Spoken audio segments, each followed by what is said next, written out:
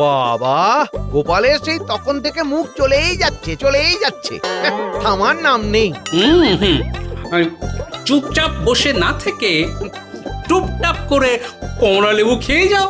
বাজারে তো ভালো টোপা কুলও পাওয়া যাচ্ছে, তাও তো খেতে পারো। শুধু কমলা লেবু খেয়ে গাল ফোলাও যে। মোলো যা, কদিন পরেই তো সরস্বতী পুজো। আগে সরস্বতী পুজো হোক, তারপরে তো কুল খাবো। হ্যাঁ, একেবারে মায়ের প্রসাদ দিয়ে কুল খাওয়া শুরু করব। ছোট থেকেই তো এই রীতিনীতি মেনে আসছি। মনে হয় মন্ত্রী মশাই অন্য কোনো গ্রহ থেকে নেমে এসেছেন।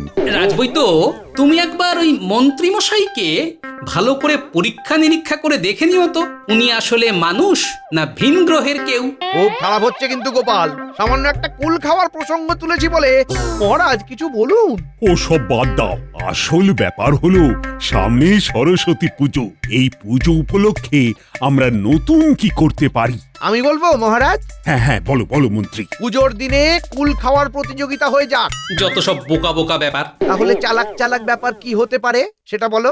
আচ্ছা, দেবী সরস্বতী তো বিদ্যার দেবী, শিল্পকলার দেবী। তাই আমরা যদি রাজবাড়ির পুজো মণ্ডপে শিল্পকলার নমুনা প্রদর্শন করি তাহলে কেমন হয়? বাহ বাহ বাহ, এ তো খাস প্রস্তাব। আর তা যদি আমরা নবাব বাহাদুরকে দেখাতে পারি তাহলে নবাব বাহাদুর বেশ খুশি হবেন। হ্যাঁ, আর সাথে আমাদের কৃষ্ণনগরের শিল্পীদেরও নাম উজ্জ্বল হবে। ওই গোপাল বলল, আর আপনিও ওর তালে তাল মেলালেন। গোপাল যে আপনাকে কি মধু খাইয়ে বশ করেছে কে জানে। মুখ সামলে কথা বলো মন্ত্রী। নবাব বাহাদুর কি কুল খাওয়া দেখতে আসবে? তা না আসুক, দেবী সরস্বতী তো বিদ্যা, বুদ্ধি, জ্ঞান, সঙ্গীতেরও দেবী। তাই সেদিন সন্ধ্যাবেলা একটু গানের অনুষ্ঠান হলে কেমন হয় মহারাজ? তা গান কে গাইবে? আপনি? আমি যতদূর জানি কূটবুদ্ধি ছাড়া আপনার কোনো প্রতিভাই নেই। গান গাওয়া তো অনেক দূরের কথা। বললে আমার প্রতিভা নেই? এমন গান গাইবো না পুরো মঞ্চ কাঁপবে। এ বলে কি? বেশ, তাহলে তাই হোক। প্রথমে শিল্পকলার প্রদর্শন, তারপরে আমাদের সভাকবি কবিতা বলবেন, আর শেষ চমক আমাদের মন্ত্রী মশাইয়ের কণ্ঠসঙ্গীত পরিবেশন। বেশ, তাহলে তাই হোক। হ্যাঁ, সকালে পুজো হবে আর সন্ধেবেলা সাংস্কৃতিক সন্ধ্যা।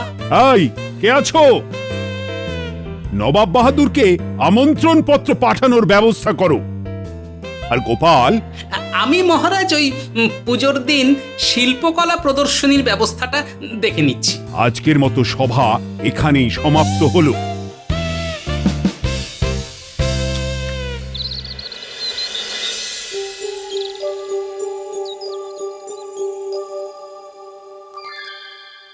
আরে আরে আরে, তোমার কি হয়েছে বলো তো?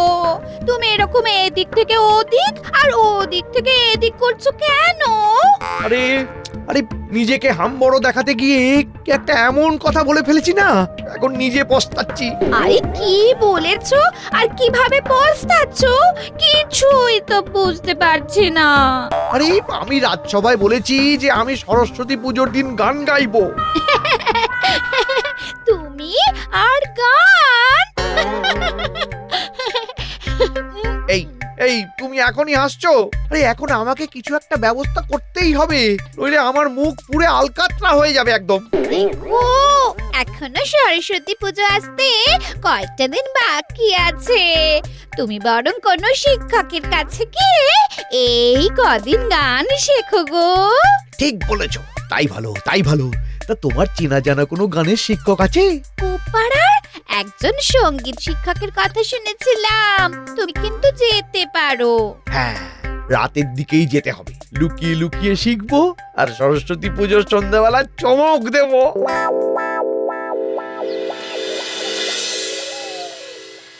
শোন, কদিন পরেই তো সরস্বতী পুজো। এবারে রাজবাড়ির দালানে ধুমধাম করে পুজো হবে। তোরা পুজোর জোগাড় যন্ত্রে সহযোগিতা করবি কিন্তু। সে ব্যাপারে তুমি একদম চিন্তাই করো না গোপাল দাদু। ব্যাস, তাহলে তো আর চিন্তাই রইল না। যাই, আমি এবার ওই শিল্পীদের সাথে কথা বলে আসি। হ্যাঁ, আমাদের কৃষ্ণনগরে মাটির পুতুল বিখ্যাত, তাহলে শিল্প প্রদর্শনীতে মাটির পুতুলও দেখানো হবে, তাই না দাদু? একদম তাই।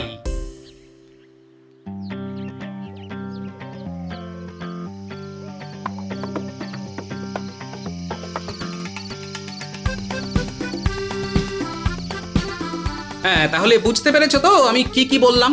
হ্যাঁ গোপাল দাদা, আমি সরস্বতী পুজোর দিনই সব কিছু রাজবাড়িতে পাঠিয়ে দেব। বেশ বেশ বেশ, খুব যত্ন নিয়ে কাজ করো। হ্যাঁ,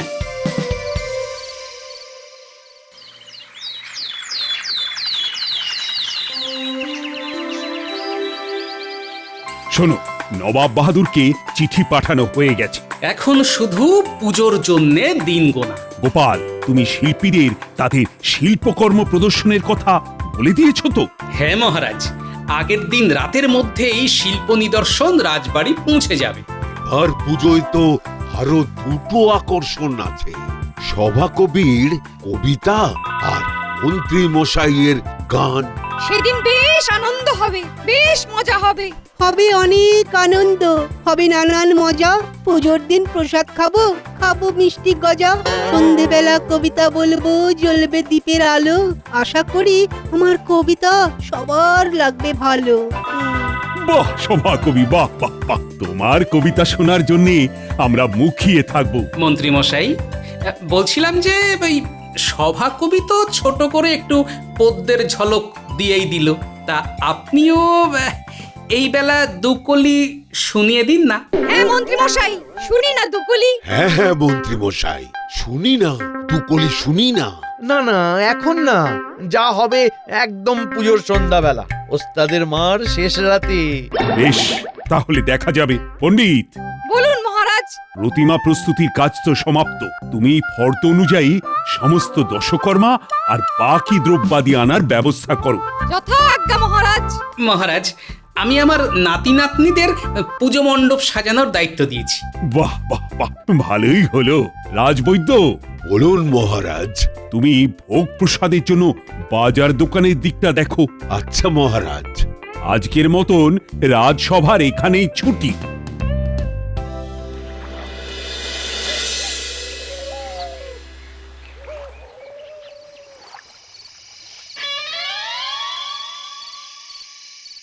আ আ আ আ আ হবে না, হবে না, হবে না, তোমাকে দিয়ে গান হবে না।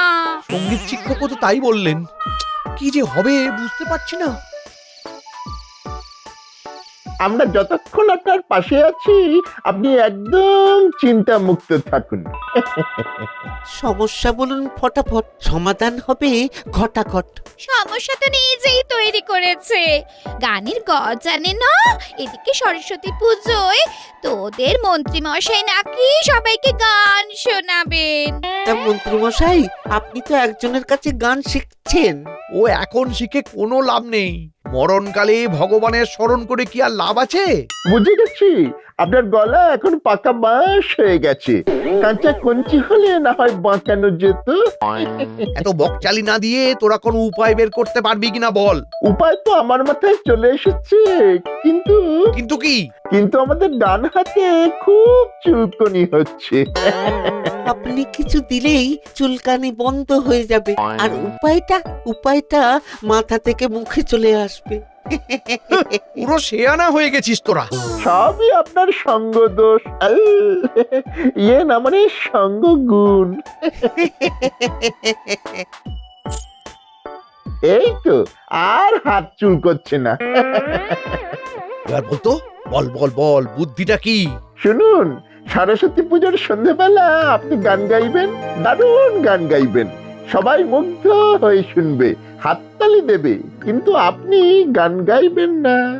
কি যাতা কথা বলছিস? আমি গান গাইবো, আবার আমি গান গাইবো না? ফাজলামো হচ্ছে। আহা, বুঝতে পারলেন না? আপনি গান গাওয়ার অভিনয় করবেন।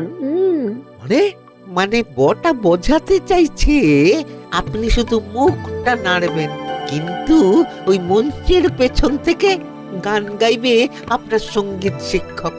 ওরে আমার সোনা মনা রে, ও কি বুদ্ধি রে তোদের! এ তো পুরো ভাবার বাইরে। আরো 50 মোহর। আমার বাড়িতে মামার বাড়ির আবদার পেয়েছিস? এই তো একটু আগে দিলাম। ওটা তো বুদ্ধির দাম। এবার সঙ্গীত শিক্ষককে দিয়ে এই কাজটা বুঝিয়ে করানোর মূল্যটা দিন। 5 মোহর উপরি রোজগার হচ্ছে না, 50 মোহর বেরিয়ে যাচ্ছে। কি ভুল করে যে নিজেকে জাহির করতে গেছিলাম কে জানে।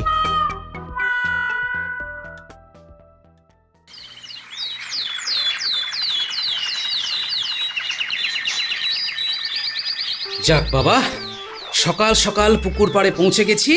এবার ঝট করে তেল হলুদ মেখে ফট করে জলে নেমে পড়ব, ব্যাস।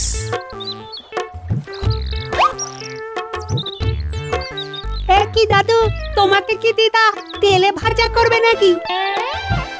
কেন কেন? না, আসলে তুমি সকাল সকাল গায়ে তেল হলুদ মাখছো তো, তাই জিজ্ঞেস করছি। ও, শুধু ফচকেমি না? এই তোরা জানিস না সরস্বতী পুজোর দিন সকালবেলা তেল হলুদ মেখে স্নান করতে হয়? সেটা তো বুঝলাম, কিন্তু আমরা যে তোমার সঙ্গে মশকরা করছি সেটা তুমি বুঝতে পারোনি।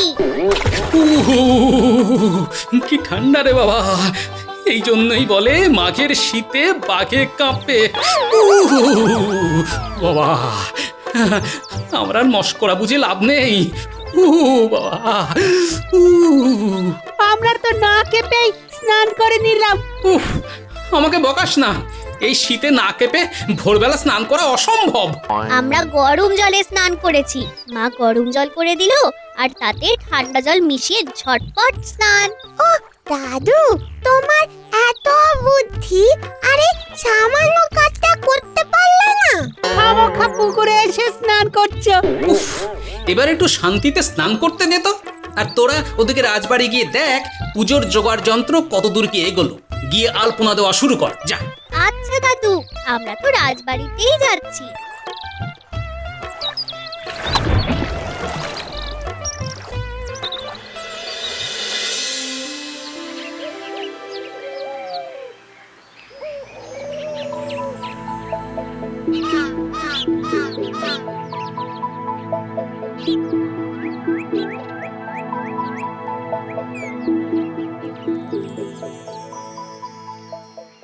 ওই রে, তোদের আলপনা কখন শেষ হবে? কল্পনা করে নকশা ভেবে আলপনা দিচ্ছি তো, তাই একটু সময় লাগছে। তুমি চিন্তা করো না, পূজা শুরু করার আগেই সব আলপনা দেওয়া হয়ে যাবে। বাহ বাহ বাহ, আলপনার নকশাগুলো তো খুব সুন্দর হচ্ছে। আপনি শুধু আলপনার নকশার কথা বলছেন? পুজো মণ্ডপের চারপাশটা কি সুন্দর সাজিয়েছে দেখুন। সত্যি গোপালের নাতি নাতনিগুলো বেশ করিতকর্মা। সে তো বুঝলাম, কিন্তু এত সব কাজের মধ্যে একটা কাজ এখনো বাকি আছে। কি কাজ পণ্ডিত মশাই? পুজোর সামগ্রী সব এসেছে, কিন্তু আমি বেল পাতা দেখতে পাচ্ছি না। আপনি শুধু একবার হুকুম করুন। বেল পাতা কেন, বেল গাছ নিয়ে চলে আসবো। না না, গাছ লাগবে না, শুধু পাতা হলেই চলবে।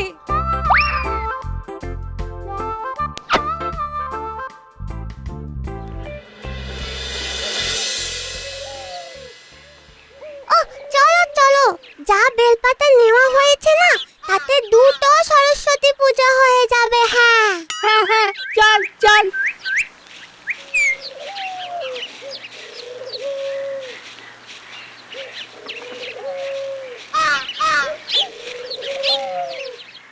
তাহলে ওই কথাই রইলো, আমি মঞ্চে ওঠার পর আমি গলা খাবো।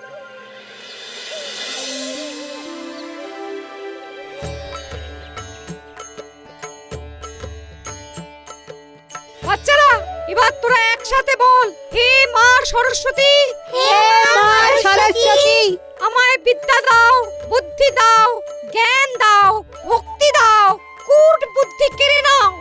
আমায় বিদ্যা দাও, বুদ্ধি দাও, জ্ঞান দাও, ভক্তি দাও, কূট বুদ্ধি কেড়ে নাও। এবার সকলে করজোড়ে দেবীর চরণের দিকে তাকিয়ে দেবীর কাছে মনস্কামনা প্রার্থনা করুন। দেখেছো, সবাই পুজো মণ্ডপে উপস্থিত আছে, পুষ্পাঞ্জলি দিল, কিন্তু মন্ত্রী নেই। মন্ত্রী মশাই নিশ্চয়ই সকাল থেকে সঙ্গীত সাধনা করছেন।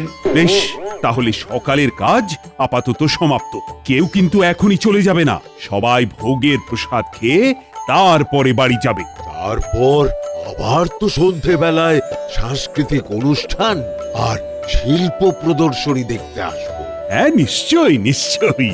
গোপাল, তুমি এখন থেকেই সব গোছগাছের বন্দোবস্ত করে ফেলো। নবাব বাহাদুর আসছেন বলে কথা। আচ্ছা মহারাজ।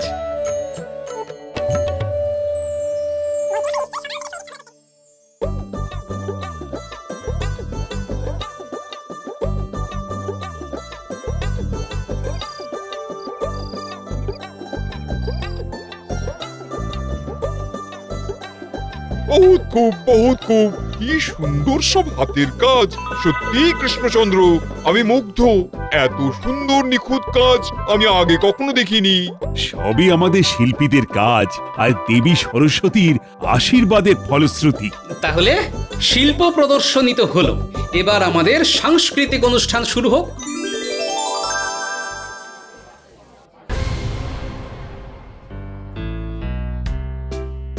তাহলে আমি সবার প্রথমেই ডেকে নিচ্ছি আমাদের সকলের প্রিয় সভাকবিকে। হ্যাঁ, সভাকবি নিয়মিত কবিতা শুনিয়ে কৃষ্ণনগরের সভাসদদের মন ভোলায়। আজ আমি সভাকবির কবিতা শুনবো, এ তো আমার পরম সৌভাগ্য। সবই দেবী সরস্বতীর ইচ্ছে, আমি তো নিমিত্ত মাত্র। তাহলে সভাকবি শুরু করো তোমার কবিতা। বিনা পানি দেবী তুমি, সে তো পদ্মে বিরাজ, তোমার বাহন হলেন শ্বেত হংসরাজ। তুমি দেবী ভগবতী সরস্বতী নাম, মর্তে পূজিত হও স্বর্গে তোমার ধাম। তোমার করুণায় লোক হয় বুদ্ধিমতী, তুমি মাগো পলাশ প্রিয়া অগতির গতি। বাগ দেবী ব্রহ্মাণী তোমার অনেক নাম, ভক্তি ভরে তোমাকে দেবী করি যে প্রণাম। বহুত খুব, বহুত খুব। সত্যি সভাকবি, তোমার কবিতা শুনে দেবী সরস্বতীর রূপের বর্ণনা চোখের সামনে যেন আরো বেশি স্পষ্ট হয়ে উঠল। সবই দেবী সরস্বতীর ইচ্ছে। এবার আমরা তাকে ডেকে নেব যার গান শোনার জন্য আমরা সকলে অধীর আগ্রহে বসে আছি। কৃষ্ণনগরের বিখ্যাত সঙ্গীত শিল্পী, অভূতপূর্ব ব্যক্তি, আমাদের সকলের প্রিয় মন্ত্রী মশাই। আসুন মন্ত্রী মশাই, এই মঞ্চ আপনার। অগ্রিম শুভেচ্ছা মন্ত্রী। তাহলে শুরু করো তোমার গান। হ্যাঁ,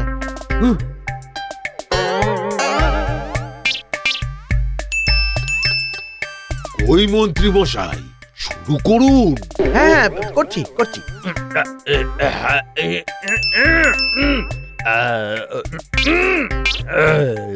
কি হলো মন্ত্রী, তুমি কখন গান গাইবে? আমার আর তর সইছে না। আমি তো তোমার গান শোনার জন্যই অধীর আগ্রহে অপেক্ষা করছি।